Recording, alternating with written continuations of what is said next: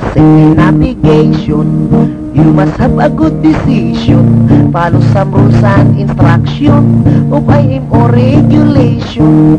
You must take proper action to avoid some confusion and not to make any collision to other vessel in navigation.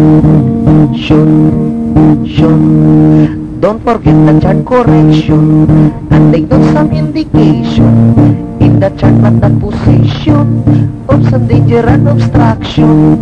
Always check the variation, then you can have and make a good calculation of ETA to destination.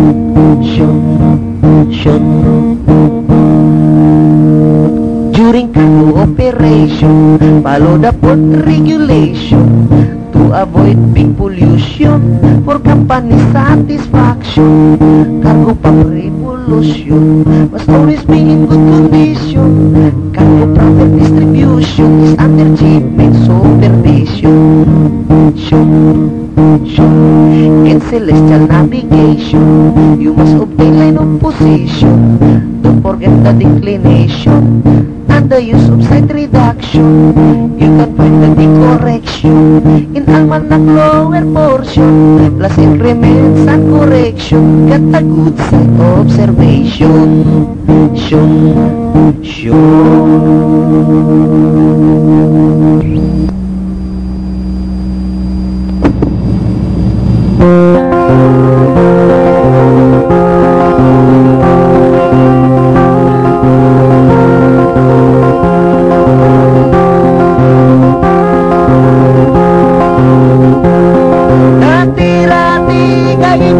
Kay hirap maging seaman, lalo na't kung iyong naabutan ng panahon ni Magellan.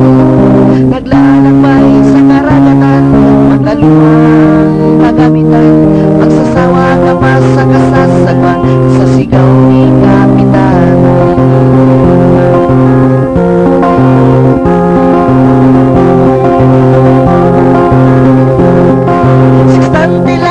Walang radar, kay hirap magnabigan. Timon pa ay di kanina, mano-mano talaga. Wala ka mang marinig, maingay na tunog ng makina, kundi ang hangin na humahampas sa layag na tela.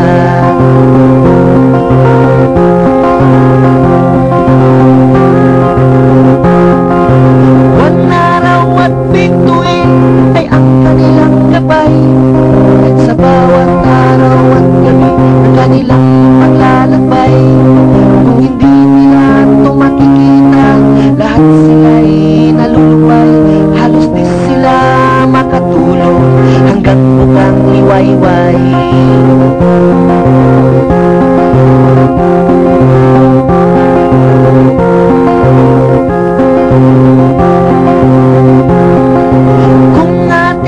Ipaghamig ang noon at ang ngayon, o mga kaibigan, may laging kaibahan.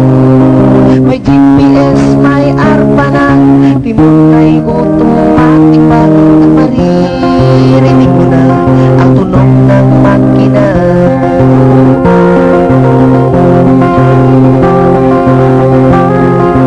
Ang mga galyo noon ngayon naglaho na, di mo na makikita kahit saan ka magpunta. Larawan na lang ang nagpapatunay na ito'y lumitaw noong unang panahon dito sa mundong ibabaw.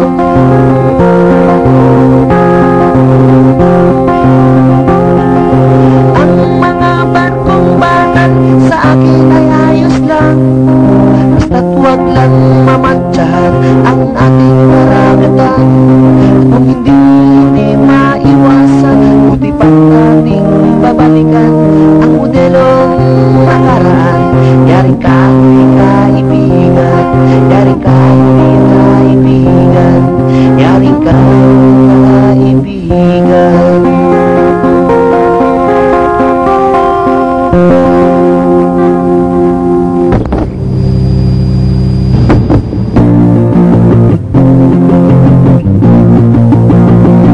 Doon po sa proa, doon po sa pupa, kay daming pirata.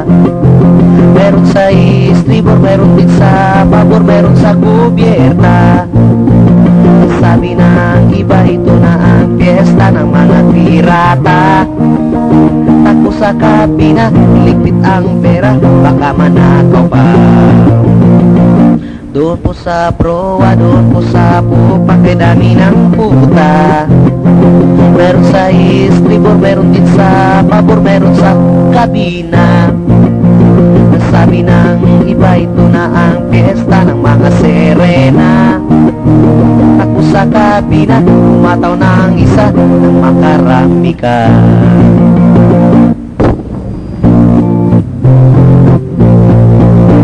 Si Pili mo nagtitimon, tumutulo ang kanyang sipon. Nalaglag ng patalon, kita na ang kanyang baston. Nagalit na si Kapitan, at siya ay pinalitan.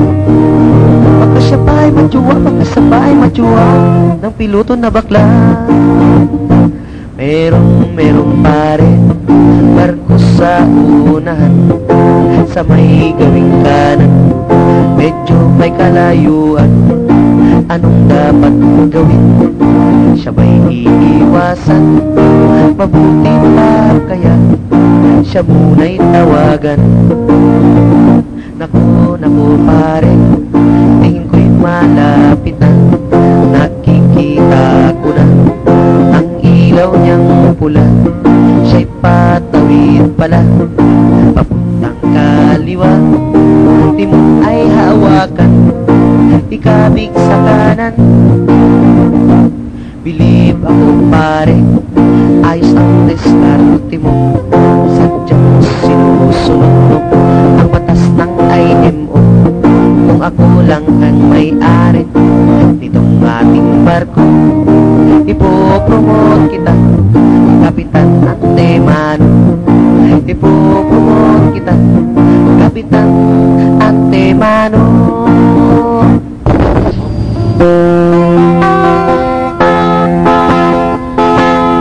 Saan bang punta, marinerong nakaporma?